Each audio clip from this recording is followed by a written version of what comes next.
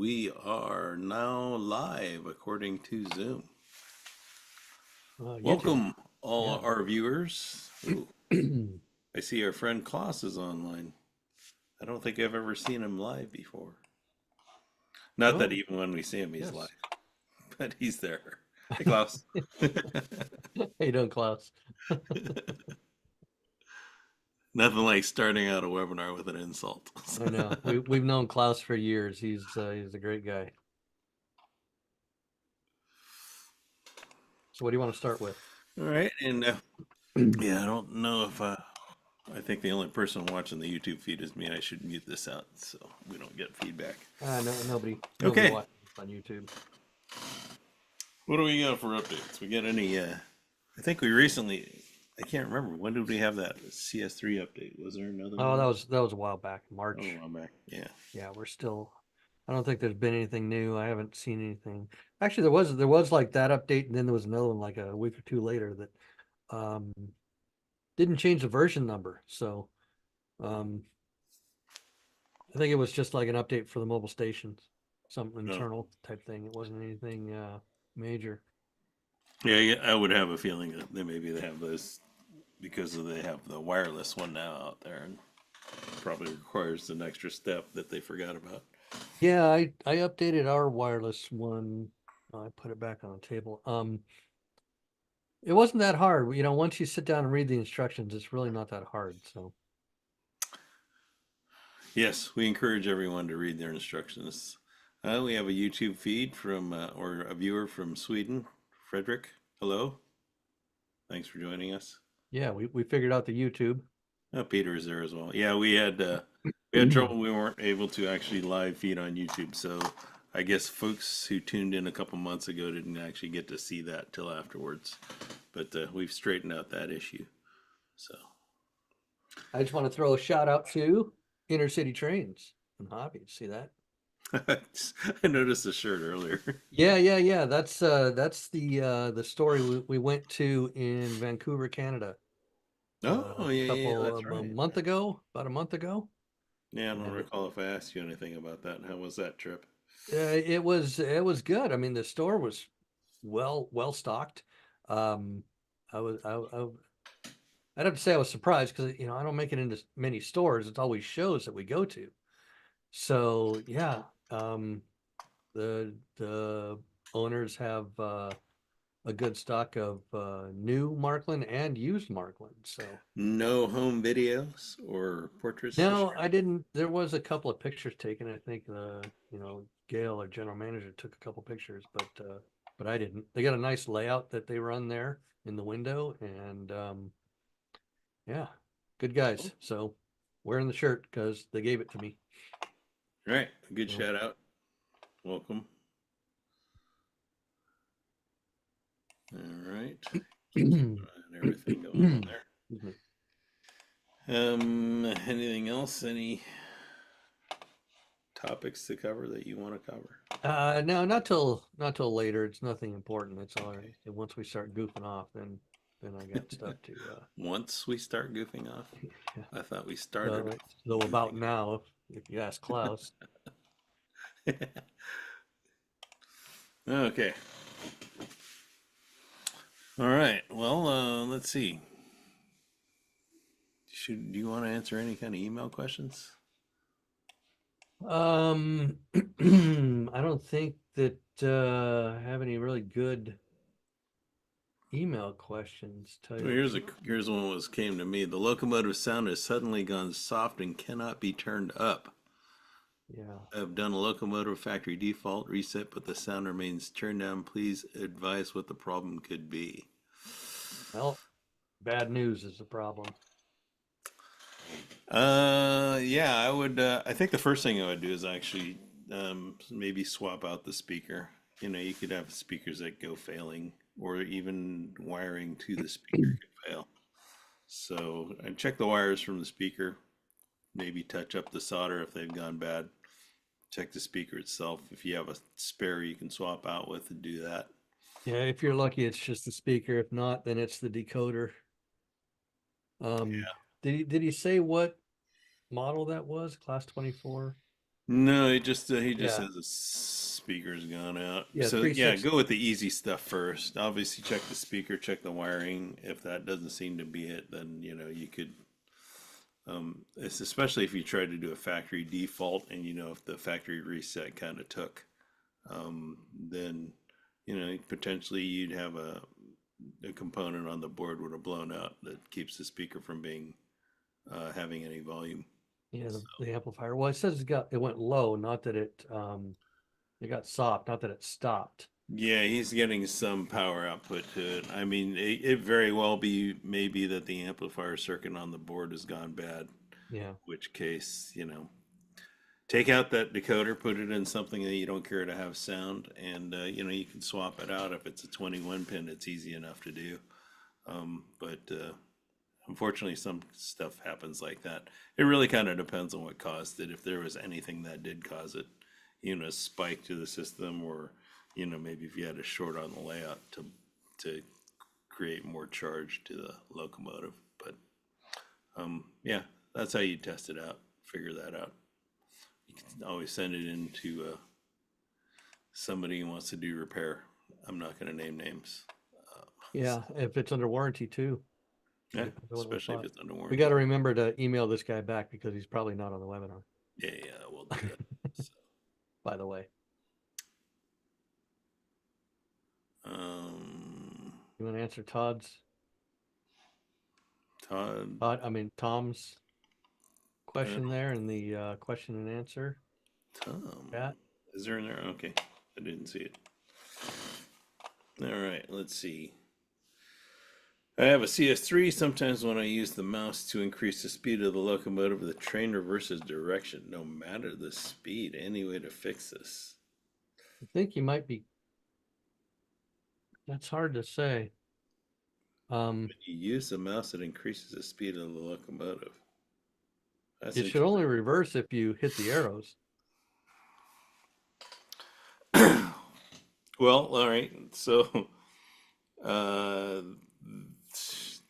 uh, couple of possibilities running through my mind. Is it a wireless mouse? So, or is it a wired mouse? If it's a wired mouse, honestly, I couldn't tell you why it's doing that unless it's sending some kind of an inadvertent click command, which is basically, you know, activating the button. If it's wireless, who knows? There might be interference that's causing the exact same issue. But I don't see any reason why a mouse movement would activate the reverse unless you're hitting a hotspot on the interface that's causing it to do that. It's a wireless mouse. Okay, yeah, I mean, wireless stuff, even though they're Bluetooth, who knows? There's a possibility. Is there something, in the ether that's sending a command out? Because Um, this isn't changing the direction. The only way it changes directions is down here. right, and by If you nature, anywhere anything, down here, if you touch it, it will change the direction. yeah, But you should only be getting a speed change. yeah. So I mean, the other way to look at two reverse changes is in the analog mode, basically what happened was they would send a 5-volt pulse out to the track, and that would actually cause an analog decoder to set itself to reverse. So they still kind of have that in a digital command, it would still send some kind of pulse because you're running digital locomotives on analog track and they still do it the same way.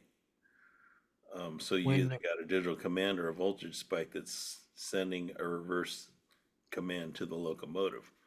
when Um, did you buy it, Tom? it's all C track.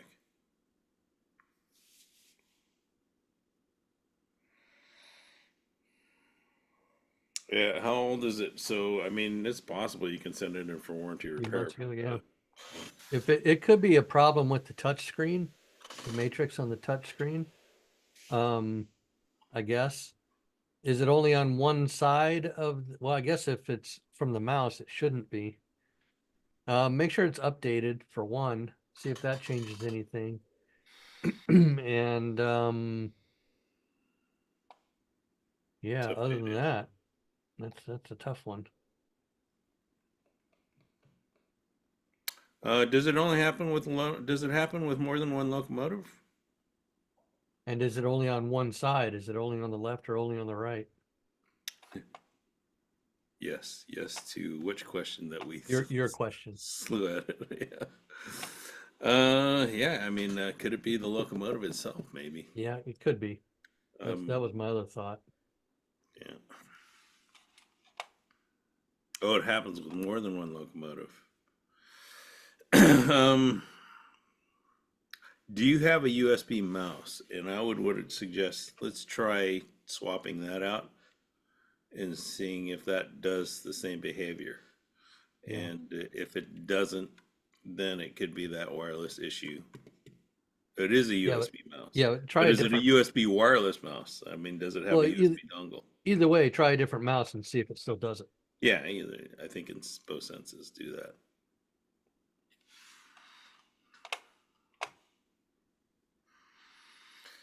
All right, I think that might need to be. We just need to keep us updated, or let us know what worked If it worked, yeah. if it worked. Okay, should we proceed? Certainly. All right. What do you want to do? You want to go your challenge, or do you want to go through the steps for updating a decoder first? Whatever you want to do first. All right. Well, I guess maybe while we have their attention, we'll go through my stuff first. Yeah, put them to sleep for me. Yeah. That way, they can hammer me for any mistakes that they have. Okay, let me kind of go through, get a little set up here. All right, so essentially what we'll do is I have my VNC viewer up here. We'll kind of go through a step-by-step process. First of all, we get a little bit of a hardware setup to show you guys. Essentially what I'm doing is I'm actually going through the test board. And it's just the same thing as if we install the decoder. I put the decoder on the board itself. This is actually a track feed, so I can connect this to my regular track or my programming track. So again, this is just like it's in a decoder. So this is connected to my CS3. When you're doing this update, because the topic is a firmware update through the CS3. So these wires are actually going into the programming input of the CS3, and I can quickly show you that. Got enough room here. And it's this input here, this track output here. It's the one furthest away from the power plug. Okay, and next we will go to, I will actually share the screen for the CS3. Okay, and the locomotive is not in, or the decoder has not been loaded. So to activate the load process, sometimes you just need to pop it. This gets initiated once you apply power to the rails. In other words, turning off the stop bar lights. So hopefully it will re-register. Give it a minute there. I have lights on the board. And if nothing happens, like this might be indicating, I can always do a rediscovery of lost MFX locomotives. Are you sure that you didn't already register it as an RE620014-7 No, that's not it. SKB? Yeah. I actually had it in the system and I deleted it to make sure they hadn't taken Godbrug. See, it is detecting a new MFX decoder. If you get warnings like, and this is just for past knowledge, if you get warnings that it says no new locomotive, you have to find out if you had previously loaded it and didn't properly delete it from your CS3, because there's a protocol handshake that kind of will lock it out if you don't do that first. Some of you may not have understood what I said there since it wasn't fully explained. Okay, so this is the new decoder that's in there. And what we're going to do is we're going to go into the edit locomotive mode and open up the decoder itself. So the first thing that I would suggest is you slide over here to the configuration tab and you can read it's going to read in the decoder. Now I'm using a non-sound decoder for tests. Sometimes when you're testing something new and you're really not completely familiar with how it works, a non-sound decoder is just a more economical way to test it because basically the price difference. You don't really want to blow up a sound decoder. The first step you want to do is you want to go under the root because this will give you a scrollable sort of panels. See, there's these triangles here. Just open up subpanels. And what you're looking for is you're just going to view the firmware version 3310. And you can check these other numbers, not that, it's just kind of making note of the number you're going to change.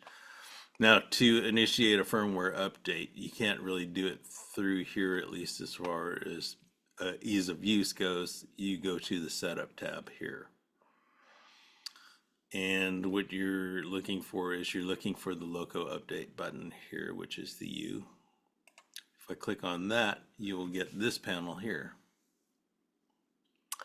And ideally, you'll have some fields. If you have something that you can't update, this will probably remain blank. Now, you can see, you can infer that UPD means update, and that doesn't, you'd think you're doing an update, and, that doesn't really kind of hold true.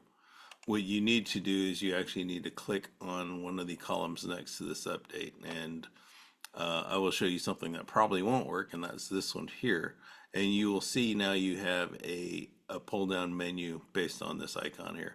If I click down on it, you can see there are actually no files available to do an update.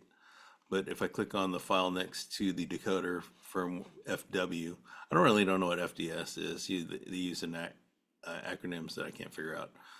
But if I click on here, unfortunately, you won't see anything new here because I've already updated this decoder. You will see a listing if the decoder is updatable. And then you just simply have to click on that selection and it will automatically check the update box for you. So how this looks, and let me show you the article screen so you can see what it would actually look like. So new share, and we'll go to the article. So these are the previous ones that I showed you earlier. This is the Loco update version. And this is the panel that we showed you. This is what it looked like previously before I did an update. And this is the pull down menu, and it will actually list your update file. And if you select that list, then the screen will change to the status. It will show you the version number 33310, which is what we looked at earlier. And this will actually also tell you the version of that is updating to. So you want to match this to like the number you had before to make sure there's an update. And then you can basically, you can tell on the right, as well as the previous screen, that you see the information box here is sort of grayed out. It's got this matrix on it. That means there's no information. But once I select it, see if you look at the top, it's kind of grayed out because I didn't select the file yet. Once I selected the file, I can get information, which is basically open up this update info window.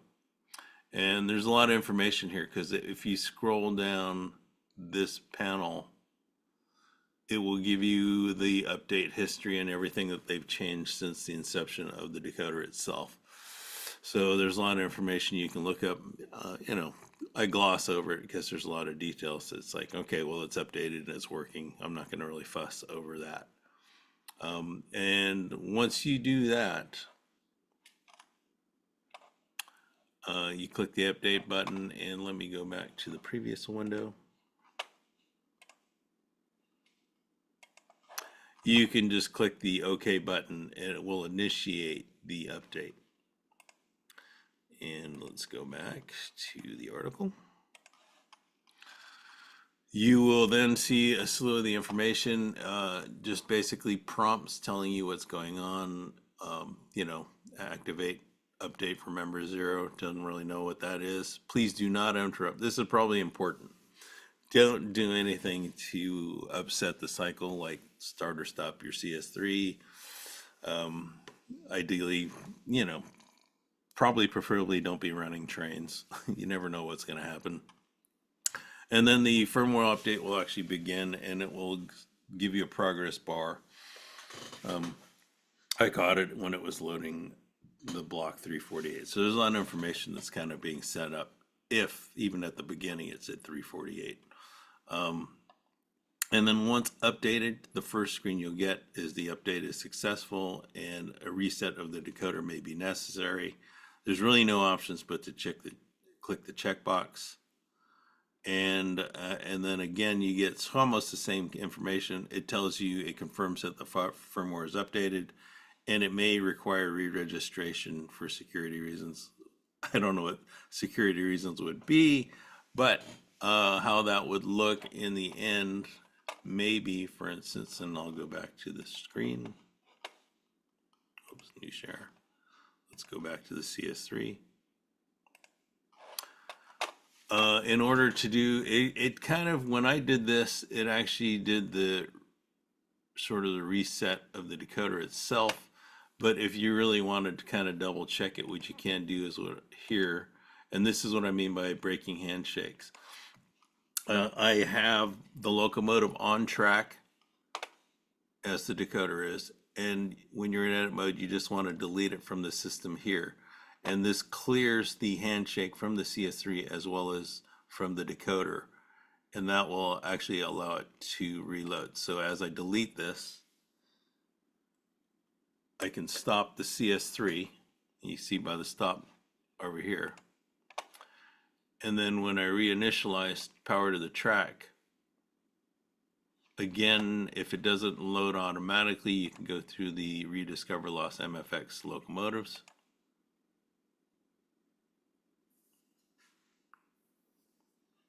And it will read in the decoder. And that's what that last re-registration of that decoder may be. So this is a way to kind of complete the process.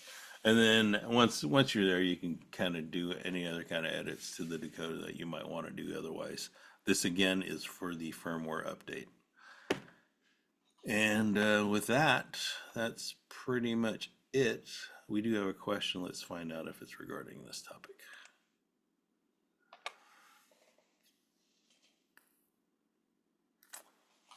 Okay.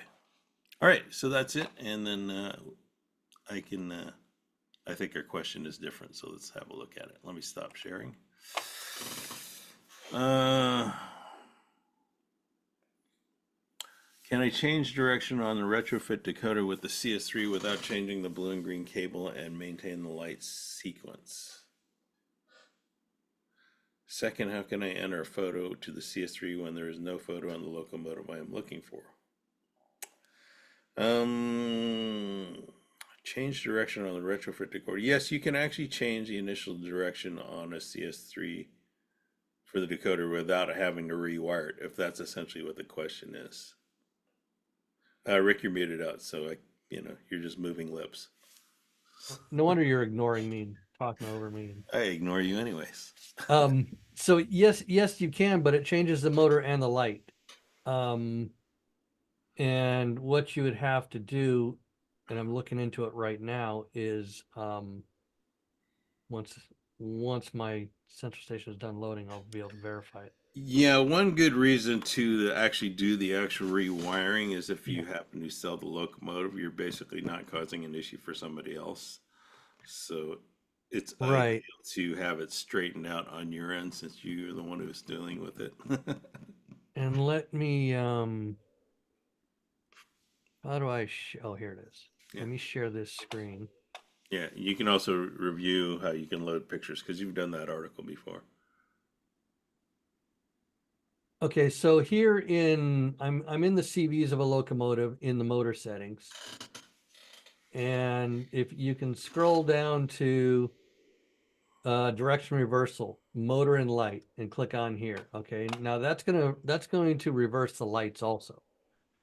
Okay, so once you do that, then you get into the function mapping, and you can reverse your lights.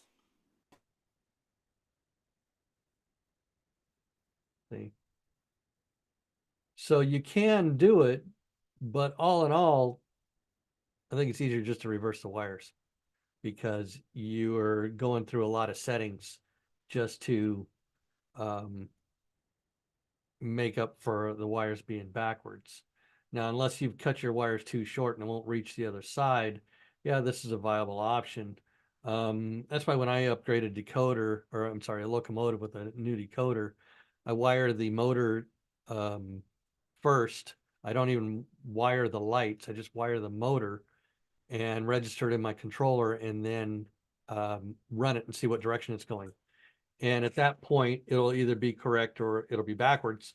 And at that point, I know which wire goes where, and I can cut it and solder it on correctly. And as far as the lights, then I can wire them, the forward ones and the reverse ones. So um, basically, the short answer is yes, you can. It's a little bit of work, but not too much. As far as putting your own icons in the central station, yes, you can. Right off the top of my head, I forget how. I know it's easy and I know I can do it here. Um, but we've covered it in previous articles. Email us and we can send you the article on how to do it. Because I'd have to sit down here for a couple minutes while everyone's watching me to figure it out again. It's not something we do every day, so it takes a few minutes for us to figure it out again. Or we would read our article and figure it out that way. Yeah. Okay, so before we answer Maya's question, let me answer Paul's question because I think it relates to the updates. So the question is typically, what do the updates provide? A lot of these are minor bug fixes, and I think, what did I have that? I don't think I ever downloaded that issue. Let me see what it is. I mean, a lot of them are kind of, I think some of them I read were just so minor, like, speed scale adjustments and all that kind of stuff, things that, would Right. be transparent for a lot of people. Essentially, like if your decoder, if you install a decoder and it seems to be running fine, um, I don't think you're going to really notice anything that's going on with the decoder update. Um, they're just kind of, you know, I think as I read through some of those, I didn't really find anything that Yeah, to would be honest, recall as an issue. I've never actually updated any of my locomotives. I never really gave it a second thought, and I Yeah, don't have any trouble with them. That's just for people who want to, be up to date completely with everything. I don't think it'll cause any issues if you don't do it. yeah, exactly. I It'll don't think still it run the way it is. is. Yeah. Mr. Tummy has a good question. I have older telex capable locomotive 36352. There's a newer telex capable locomotives offer a new feature, coupler procedure for uncoupling, which is the uncoupling dance, is what they call it also. Is it possible to reprogram my older telex loco with this new feature? Okay, it would have to be one of the, I assume it would have to be done with a retrofit decoder, so you'd have to change the decoder. I don't think you can update your decoder to do that, especially if it's a dip switch decoder. I don't know what's in the 36352. Um, it may already be possible that it does the coupler dance. I don't know. But the thing is, the coupler dance is intricate and a little hard to program. They did cover this in the Marklin magazine a year and a half ago sometime. I don't remember exactly when, but how to program the coupler dance.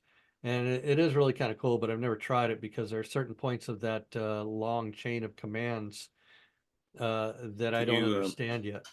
can you sort of elaborate on what that coupler dance is? Oh yeah, certainly. So I use my hands. Um, I when want to see this. when you have a locomotive and a car, and let's just say they're coupled, what happens is you press the button and I believe you give it a little bit of throttle for the you press the reverse button.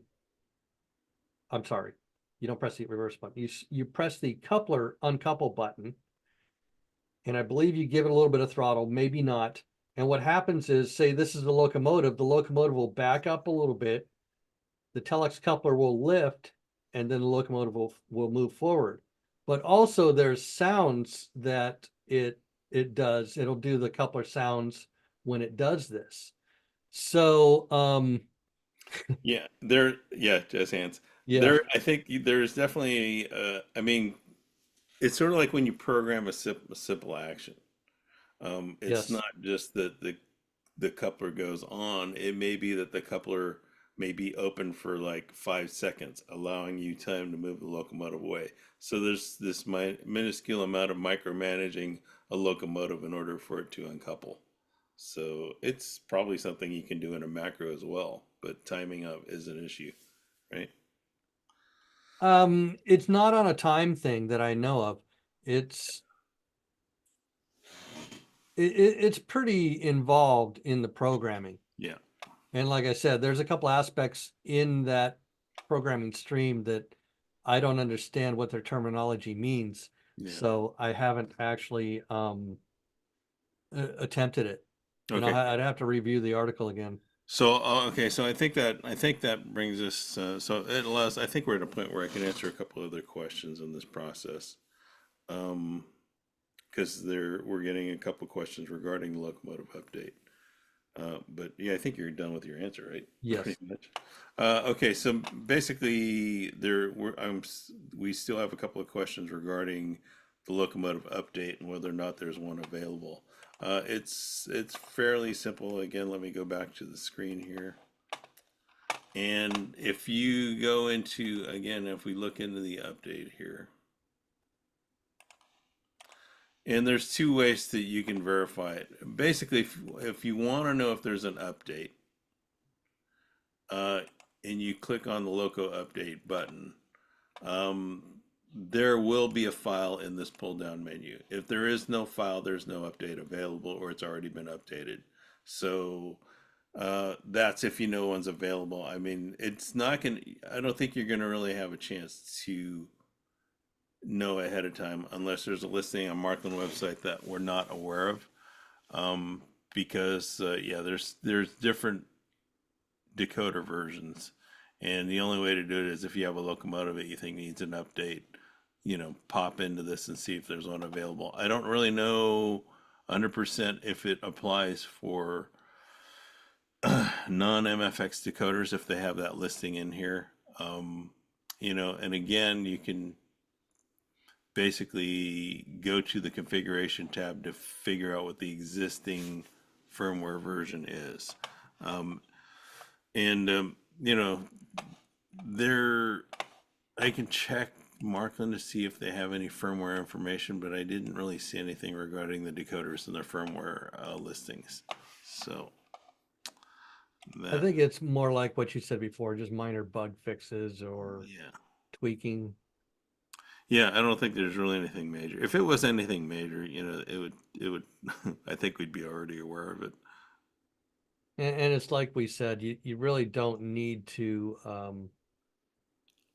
it's not a necessity to do. It's just your Yeah. locomotive will still run fine. It's not an update like a CS3 update where they give you notice. They won't actually send notices on firmware updates for locomotive decoders. Correct. Okay, so one So question for Maya. Where can I wait a get second, rid? because Yeah, Mr. Tommy's yeah. the who I was explaining the coupler dance, it was his topic. Okay. Um, the CS3 macro event, I guess you could do it with a macro event, but the problem is it would happen to that locomotive no matter what triggered it. Exactly. Yeah, you're only programming it for the locomotive it's affecting. You can't really do a macro for, a general telex. Well, it's the Which, trigger. in most cases, I think that would make sense anyways, because I mean, really, how many locomotives do we have that have telex couplers on it, Well, right? it's the trigger. The trigger would trigger it, no, if a different locomotive triggered that action. Well, no, you would set it on a non-track event, right? Oh, okay, so it'd be a manual trigger. Yeah, it'd be a manual trigger. Okay, You can manually set up a trigger macro event. okay, So, all right, so that brings us, that's a good segue into Maya's question. Where can I get instructions on the macro? there you go. Well, the best thing we can offer you, Maya, is they. I actually have you recently looked at any of the updates, because they have sort of updated the instructions There's a in the new book coming CS3, out. but they're not really covered in the self-help in the CS3, right? Somewhat, but the large manual is being reprinted. We didn't get a copy of it to edit it this Okay. time, but Well, let me just kind of say this. There really hasn't been a whole lot of information on the macros overall in general. Uh, I would dare say the best resource right now is through us. We do have a number of like webinars like this where we explain some of the macros and the steps that need to be done. I'll quickly show you sort of a quick rundown for folks who want to do this. Hopefully, we're not really getting into full explanation of macros, right? We just want to see if we can touch on anything. So as we open up our controller, if we set up, our first event, then it creates a block here. This is the event that I created on the upper left. This is the event line down here, and I can now add a macro. And there's a webinar in our digital newsletter that we have written on all these topics, and that's probably your best resources. I would suggest send me an email or send us an email. We can either send you the index of the newsletter articles and and webinars, and you can kind of look them up or request the information on the macro itself. But if we open these up, see, it loaded a macro into the events for this event here, but the macro itself is the new item over here, which is called loop one. And if I crack that open, this is probably a poor example. So let me yeah, get you rid had to of pick that the one. mute. You had to pick the loop one, didn't you? Yeah, that was like a dumb mistake. So let me let me go again here. Let me reopen that, and let's actually add an if, because the main one we use if a lot, and that's probably the primary one that we use. And see, it created a container, and if we double click, then I can actually see what the steps. Now, in brief, what happens is these are containers that need elements. They're basically creating what's going on, and it's programming logic. You're looking for a condition that if the condition on the track matches this condition. So if unfortunately, I'm using a blank layout. So let's do a quick preset of this thing. So I'm going to add an article. I'm just going to add a turnout, and it doesn't even have to be in the layout. I'll go back to my events. Come on, open up, and let's close this so I can see the article. So essentially what happens is if I load this into this, you see this question mark, it basically asks, is this turnout straight? Even if I change it up here, it's asking if the turnout is straight according to what it's set for. If the turnout is straight, then it's going to move to this step, the then step. And this could be like change the light to green, you know. But if it doesn't match this. In other words, if it's actually turned like as it is, so this is the actual state of the layout, the turnout. This is what it's asking because of the question mark. It's going to either go to the then state if it's green, or if it's in this red, the actual state, then is going to go to the opposite command. Now, these are commands. These are what we call conditionals. It's asking what state the turnout's in, and then it's going to say, then instruct the track or whatever to do this or that. Okay. Now, these are containers. Now, these containers only apply one action. okay, which is very limiting. So what you would end up doing is we're going to actually nest different events. So if you have multiple actions that you need to do, then you create another event which has the multiple steps. And you can actually then see this is FS2 that I've done. So this is my, just kind of clarify that we'll call that action. Okay, and I can have multiple steps. I can actually take this macro and take this action and drag it into there. And this is how you create a condition that has more than one action in it. So this is just a quick rundown of how macros kind of work. You have containers that you need to fill in, but for details on that, I suggest send us an email. We can send you an index so you can figure out which macros you want to look up, as well as the newsletters. So that's probably the best I can offer you in the scope of the webinar. Okay. Yeah, and actually, Rick just asked that question and you just answered it. Is there listing reference of previous webinars and titles? Yes, it's on our digital newsletter index, which we can send to whoever asks for it. I will right now try to, I think I can post it in the chat message, right? We'll Yeah, find out. Let me do see we if I can want to? post it. Well, just the index, but you can, I can do this as we're Okay. going over. Also, there's the controlling digitally with the Central Station 3 manual. Now, this is the latest version, although there's a new one coming out. So this one does not cover macros. The new one should cover macros. So look for it later this year, and it should cover the macros. Cool.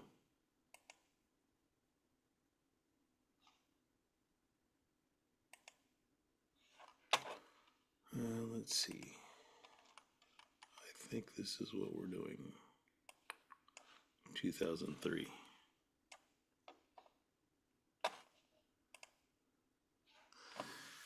Okay, it's in the chat room, the document for the newsletter index. So if you guys want to pull that out, and it is in English. Yeah, and yes, it will be in English, Rick, the book. Oh, the book, yeah. Yeah, we're waiting for the English version. At least I heard they were doing one, and yes. Okay. Next question. You want to answer that? You want me to answer that? Yeah, the brake squeal. Question is, can you please explain the brake sound parameters in CS3 with retrofitted decoder? How can I extend a little the brake sound? What is the best setting? That that is actually very easy. Let me get into locomotive here.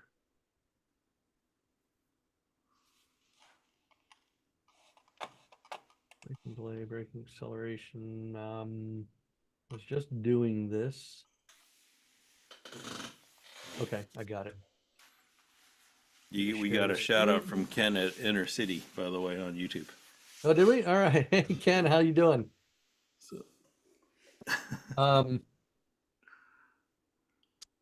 So if you are looking, oh, no, you're not. Here you go. If you're looking at the screen here, I've obviously in the configuration of my locomotive on the track.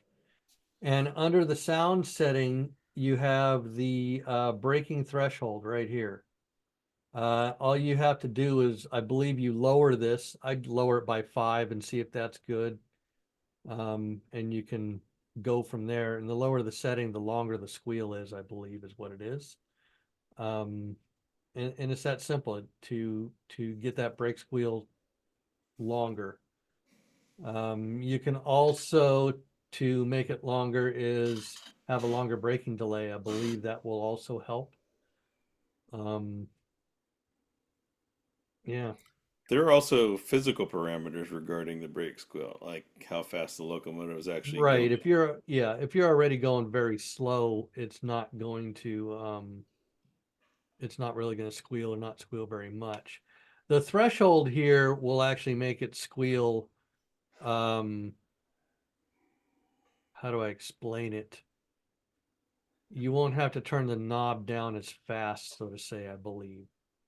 Um, anyway, play with that. Play with your top speed and your braking delay, and see what does it. I would go with the braking delay and the braking threshold. First the threshold and then the braking delay, because the delay will make it longer, so it'll squeal longer also. But it Yeah, may it's a not bit of stop in trial. it. Yeah, Pardon me. there's a bit of trial and error when you're dealing with it too. Yeah, yeah. It may not stop in a distance that you want, and so that's when you would go into the braking threshold, I believe. Right. So, I think we were goofing around with it once and we got it to go beyond 30 seconds, didn't we? oh, we turned. Well, that was we did it with the dial on the old 60901 decoders, Mm. and we had it squeal for like 12 feet Yeah, just I don't recommend that for regular use. because we're dorks. Um, you want to get into Yeah, I think we can my hand it article over to here? your topic. Yeah.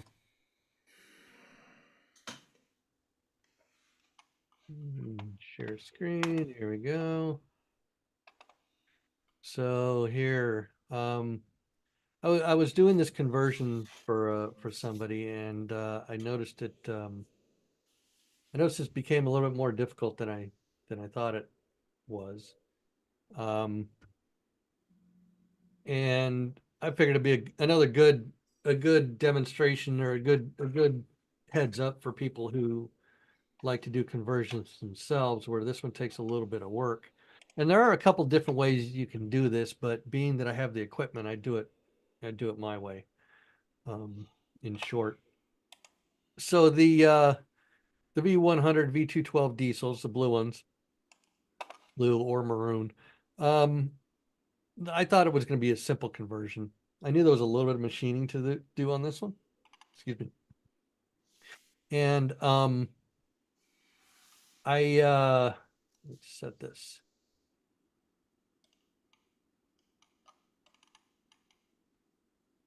Okay, okay. So um sorry.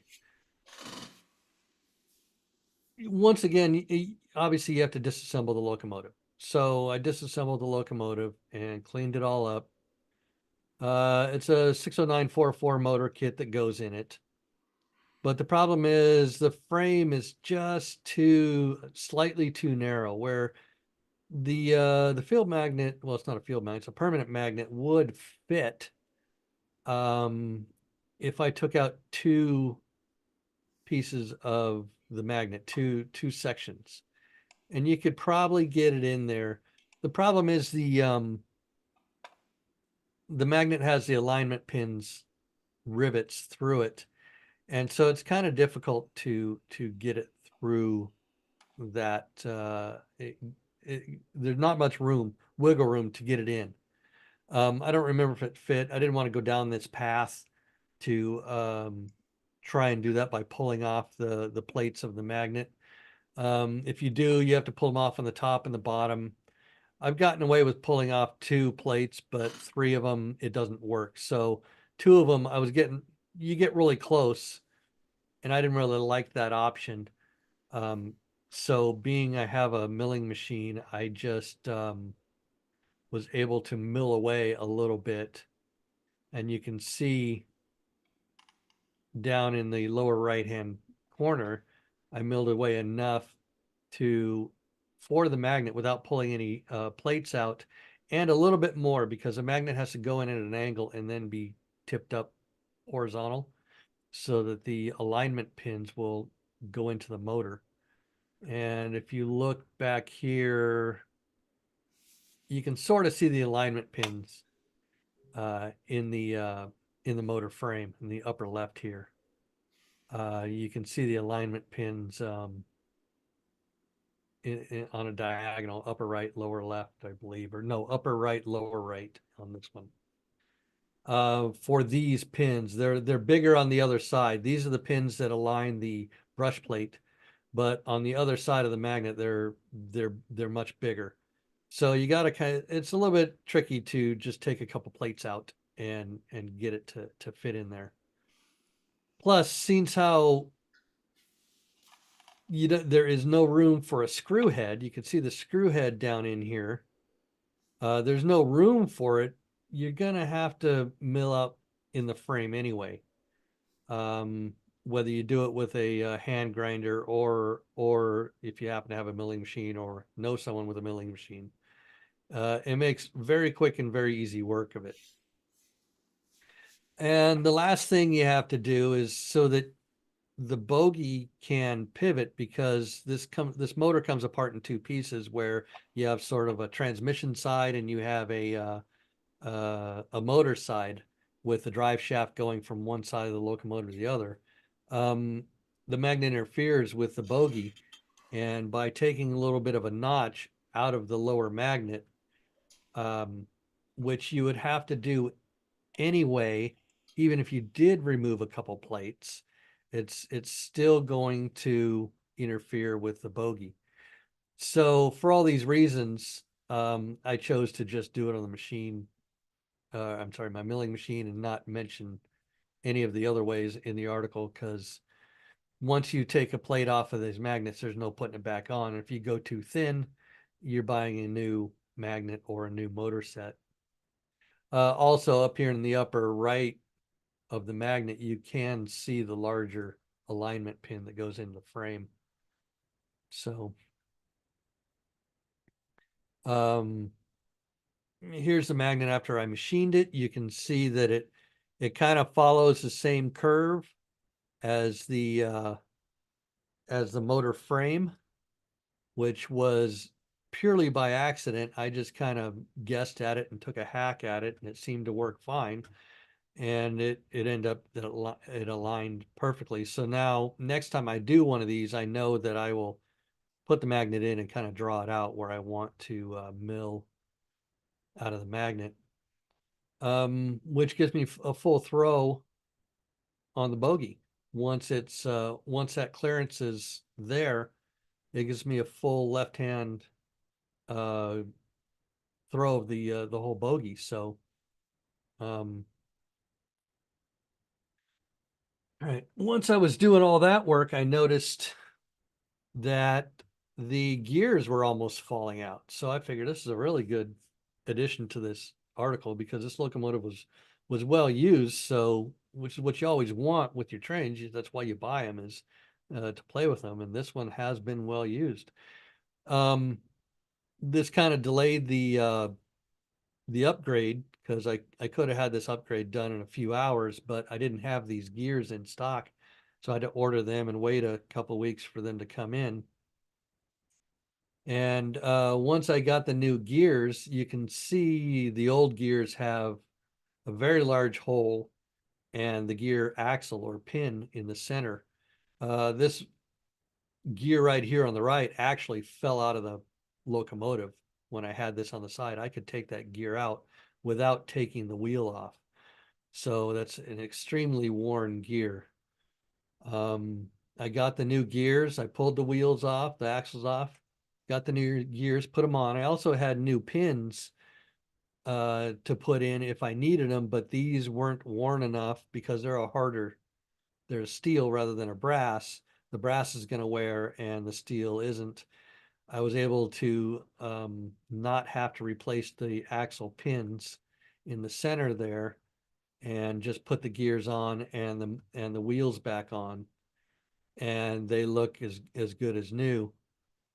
And with everything in, I was able to finish the upgrade. This gentleman decided not to get sound, but I could have easily put sound in this, or still can if he wants. And I didn't show the process of putting the decoder in, because I've done that in previous articles. On picture number 17 here on the left, it's basically ready for a decoder at this point. So I had to do all that work before I even started mounting the decoder and wiring it in. Picture number 18 is when it was all finished, just so people would have a reference of what a finished upgrade looks like, with the new lights. Obviously the decoder, it's not non-sound. The motor, and you can't really see the gears because they're down. They're basically down in there. So that's basically it. It's a little bit of a challenge for this one. All of this could be done with a handheld grinder if you take care and wear gloves and goggles, safety first. And you should be able to do it. It won't look quite as neat and clean, but that's why I invested in a milling machine so that my work would look nice and neat and clean for customers. So there you have it. All right. Neat and clean. Uh, Bud, you can drink. It's all right. we had a hand up from our friend Norbert. Norbert. So we will. Norbert, I just sent back I a don't know. locomotive to So Norbert. Norbert, I've got you. If you want to speak, you Oh, can. not really. I raised my hand by mistake. I was typing, but I'll ask the question this way I don't have to type anymore. Um, Go for it. in the manual, it has the charts with the controllable functions.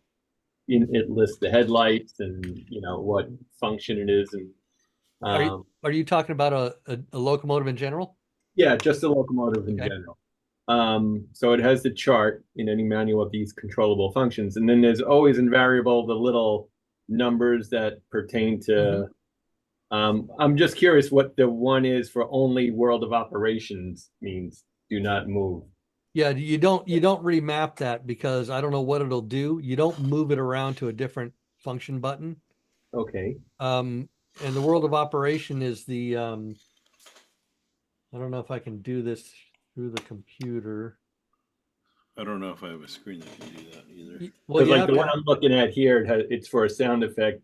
It says squealing brakes on, has a little 5, and then it says only for world of operations. So I was just curious what that all means. And Well, Well, that's when you're. that's when you're actually in this mode of your controller. There you go.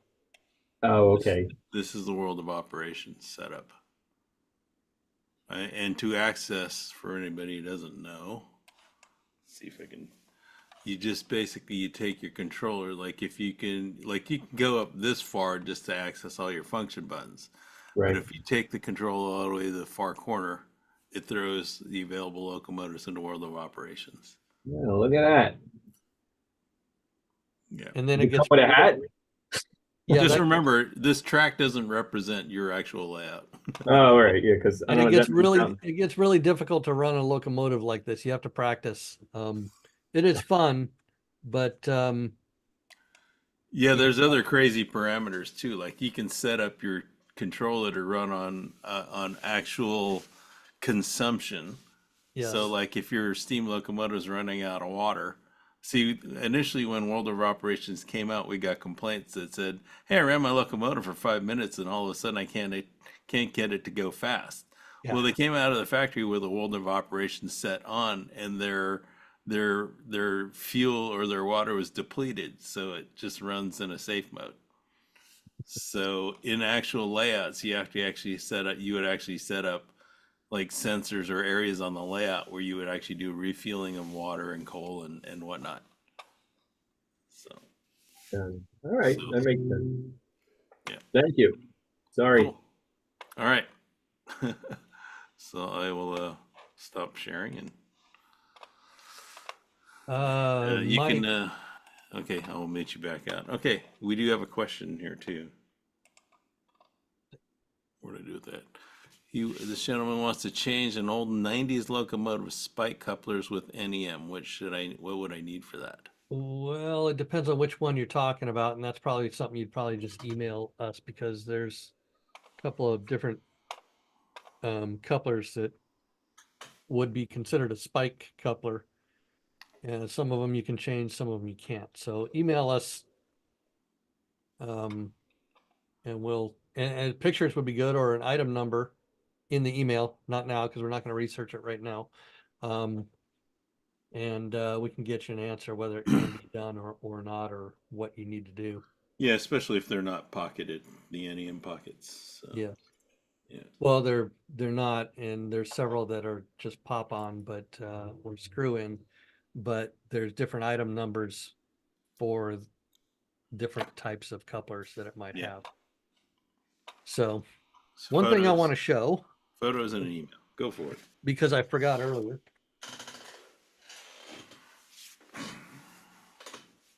Well, I think we're done with our main topics. The rest of it's Showed just this to useless Curtis background. earlier, but we have the new crocodile, the new 1 gauge New York Central Lines crocodile in, which Put is in, just send in your orders now. Put in your beautiful. bids. Yeah. I don't know how many we got. This might be the only one, but this thing is just gorgeous. Nice and heavy, 1 gauge. Very, very beautiful. They did a very good job on those. I have this sitting right back here. I grabbed it for the webinar to put behind me, but unfortunately you can really never see it because I need a little table behind me. There's a whole lot of ugly in front of it. Yeah. Yeah, I know. I gotta get that fixed. Good luck. Man, Um, this is totally unprofessional of you two. I know. I have a I grabbed a few things. Look what we got in the warehouse. Oh, yeah, The yeah. KLM Toppler. Such And a unique it's locomotive. very nice looking. I mean, the picture is nice, but and I know the color is not going to be perfect through the computer. Oh, nope, I can't open it. This one's taped, so I haven't actually. Oh, the styrofoam lid's taped down. Yeah, the lid's taped down, so I don't want to destroy somebody's prize, so Yeah, you we can throw have your that card in there while you have the box in open. stock. But also, which I was kind of surprised to see because this was just announced not too long ago, is the 18323 locomotive, which is the new class 18 with the nice, and again, with the nice front end. You can see it on the Marklin website. It's got a nice front cylinder setup on this. It's a beautiful locomotive. And also the new Swedish locomotive. I don't know if you ordered that one, but we have these in I stock don't know. now. I have a box here that I was going to do my unboxing.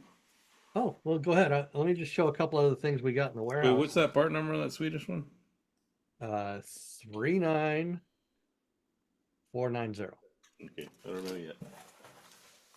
I think One thing that you'll find interesting, Curtis, but you're gonna Oh, save yeah? it till What is it? last. We do have a bunch of the 2023 locomotives, dealer locomotives, which this one actually really looks good with the red railings. Yeah, that's in my box, so I have that one. Is it? Okay. Yeah. So I didn't order that one, and you probably have the container too, but I think this is last year's container. I I have don't not. have any of the new ones yet. The new ones aren't coming in until August or so, August, September, probably September by the time it gets, across the ocean. But one thing we did get in, and I haven't checked it out yet, is the new track planning software on a Oh, USB drive. on a USB. Oh. Yeah. So I don't know if it is only in German language or not. I haven't actually plugged one of these in. I figured I should ask for permission first because I don't know if you use it once and then it's protected and won't be able to use it again, and I can't just go put it back on the shelf. So I have not checked it out yet, but we do have them in stock if you want Yeah, to that get was some. unfortunate. I think I got a copy of the original, the CD software, even though it was a later version, and Yeah. it was only in German. So Yeah. So yeah. hopefully this is in English. I don't know for sure if it is, but so go ahead. Why don't you show what you got Well, I and think then the only thing left, because I only got two items in this box, and I think I received the box like 3 weeks ago, so it's remained sealed until today. And the only other new thing I got is the 39888. yeah, that's the one that I sold to you because you saw it when I got Oh, mine. that's right. Yeah. See, that's one of the locomotives that has the firebox flicker and an ash pan flicker. Oh, cool. And you really have to search for the ash pan flicker. You really have to get down below it with the micro. Yeah. And that's just a gorgeous locomotive, all in black. Well, let's do a hand reveal. Just basically get it out of the sealed package here. This is going to be helpful. It's a balancing act there, folks. Yeah, that is just nice. It's a 50, isn't it?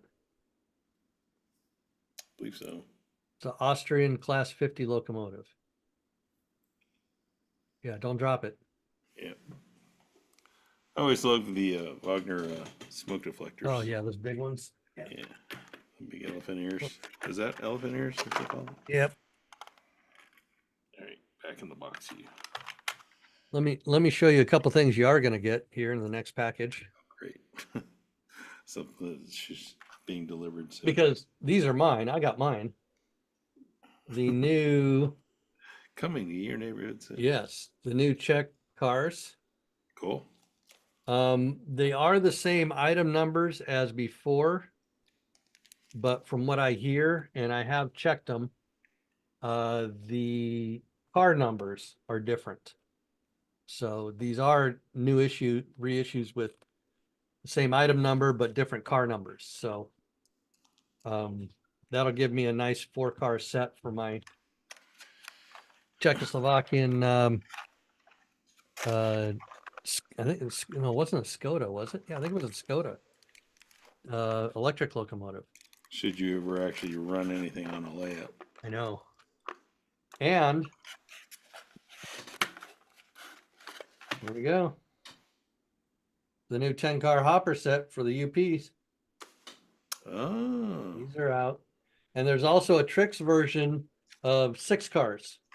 And all you have to do is change the wheels, whether you're in Trix 2-rail or Marklin 3-rail. It gives the numbers to buy the wheel or exchange the wheel sets. And I believe I ordered that. Did you? yeah, you did. Yeah. And Mike's asking if the Czech cars are for the Albatross. I think the Czech cars are way too new for the Albatross. The Albatross is a older locomotive, where these Czech cars have the same paint scheme as the I think it was an electric. Yeah, it was an electric locomotive. Yeah. So that should look just wonderful going down the tracks. Could probably pull it out, but then that would detail me running out to get it. And I was going through, my box of watches, and the box case has a couple drawers on it, and I came across all my old Marklin pins. So they weren't on this. I put them all on this so I could show it. But a couple of these are pretty old. Yeah. Especially this one right here. Marklin magazine. I don't even know when that's from, but that's a nice old one. So yeah. Look, I got pins, man. I got Marklin pins. So yeah. And this one here, you probably can't read it, but Marklin Systems. They came out with Marklin Systems when it was the CS1. Yeah. Was Marklin Systems. So that's the only other time it's been anything but Marklin Digital, I believe. So, yeah, that was the earlier name for that. They changed it out. Right. It was an early name for the CS2 also. Yeah. But yeah. So was that did it change over to digital? It changed over midway through the CS2 cycle, didn't it? No, it was early in the CS2. Early in the CS2 cycle. Yeah. Still with the 213s. Yeah. I mean, like really early, probably just a few months. There's very few machines out there. Well, there are 3 hardware versions for the CS2. That was the 2 and 3 version, 2 and 4, and 2 and 5. So cool. Oh, I got one other thing. One other thing I wanted to show. Hang on. Wait for it. It's coming. It's gonna take a second here. it's on my computer, so I want to find it. Okay.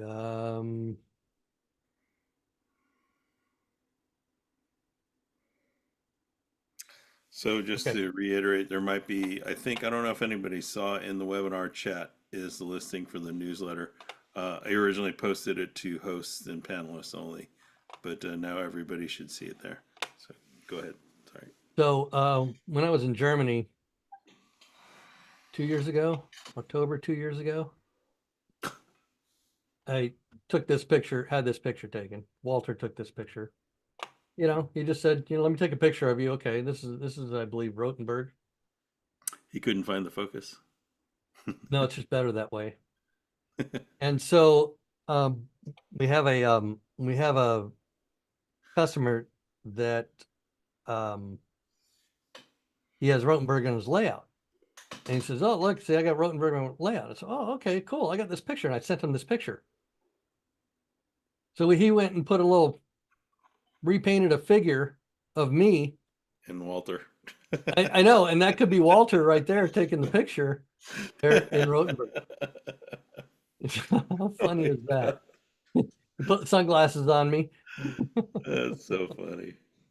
And I also came across that picture. Oh man. That's in our old booth. Was that in Colorado? That was in Colorado, wasn't it? Yes, that was. Yeah. That was that was at the Denver Mart. That was a Rocky Mountain Train Is show. that the only one he took? He didn't have a picture of you? No, um, that was from, and I'm wondering about this, and that's what reminded me of it is who is it? It's I believe it's John Sparks. John Sparks is here. Is that, are you the same John Sparks that was in Denver, John? I see a John Sparks on our attendee list. Yeah. Um, So if that was that Halloween, wasn't it? that was a Halloween, that was a fall show. Actually, it wasn't the Rocky Mountain Train Show. That was the He says no, it wasn't him. So, okay. yeah. But there was a dealer there that used to do installs of Garden Railway. His name was, I believe it was John Sparks, and he had taken that picture of. That's hilarious. Yeah, we you should explain that picture. I'm surprised your picture wasn't there. Yeah, it was Halloween. We decided to dress up as train nerds. Yes, and we proceeded to do so. Um, I do have that picture, but I think it's on my phone. The painted picture looks better than the live one. I'd have to agree with that.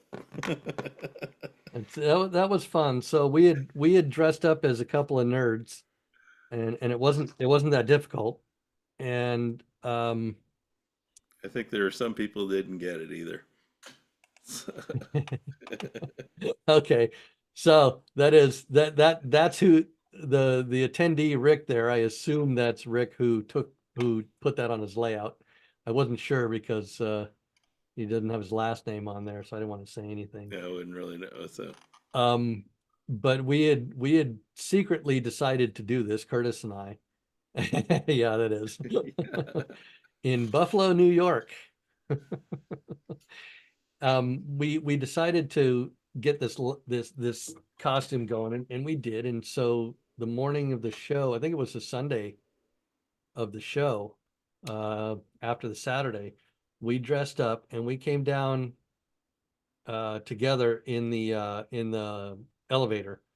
We come out in the lobby where the boss is waiting. Both of them are waiting.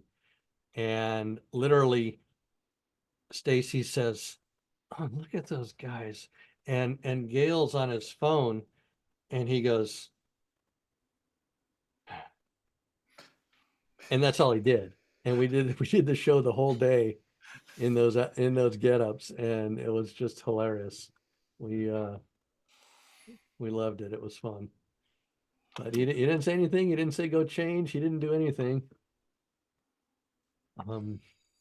So we got another question from Mike, is it normal that a decoder rise in high temperature?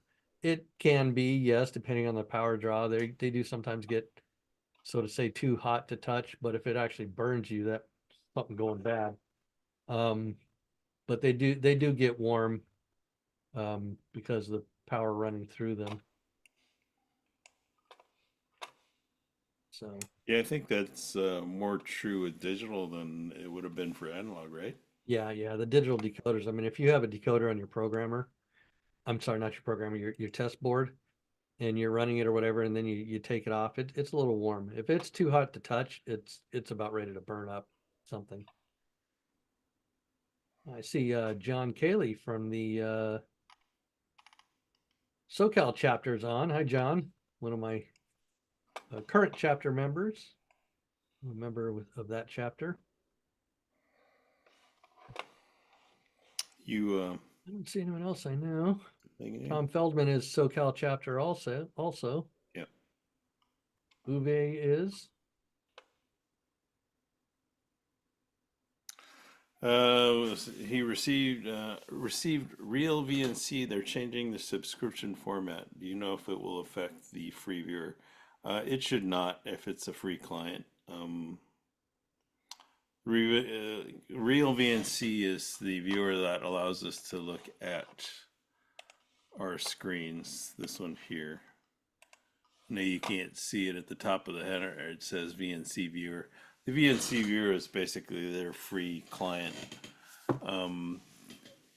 For a time there, we had people inadvertently going to VNC and actually downloading the viewer from their website, and that was incorrect. It actually wouldn't work. So, but I don't believe it refers to VNC. You know, I'm not 100% because we're not part of that domain, that company. So I couldn't really tell you, but I People doubt were it would affect it. people were downloading it and setting up an account. Yeah, Don't and do that's what that. you never needed to do so. So, Yeah. okay. Do we have any? You guys have any other questions for us? We'd be happy to answer.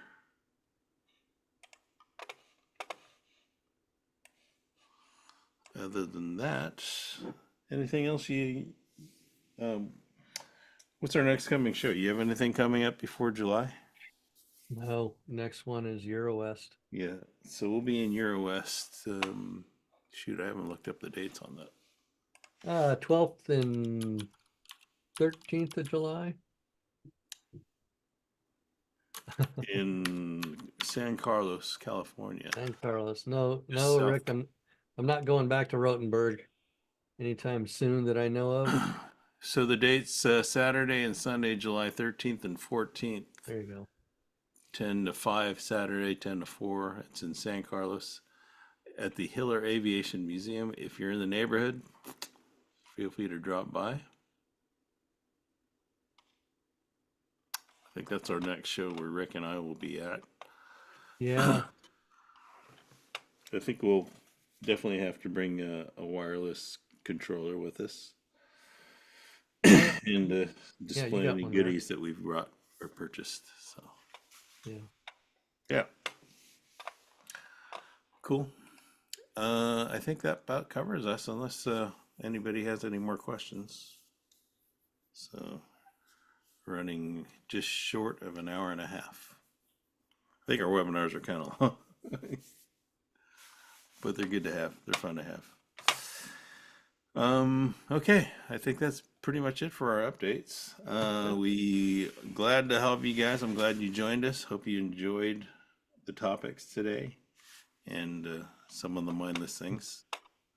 Yeah, we appreciate your joining us as well. Thanks. We got kind of keeps us going. All right, and so yeah, we will probably see you again. This is webinar 34. I think we had a misnumbering for a while there. What do we have next? We'll be here in a couple months. Number 35. We don't know what we're going to talk about. So if you have any topics you'd like to see discussed that aren't too specific to Yep, your problems. Yep, and if you do have any questions, again, send us an email at digital@marklin.com. And if anything's ever major, Who knows? We might write a topic about it. Yeah. Okay. Yeah. That's All right, it. everyone. And Glad you all thanks to the attended. YouTube viewers as well, by the way. Ken, I guess, at Inner City. Inner Obviously, City. you met Rick. Inner City. Another shout out there. And good thing. Good going. See you in a couple months. Bye, everyone.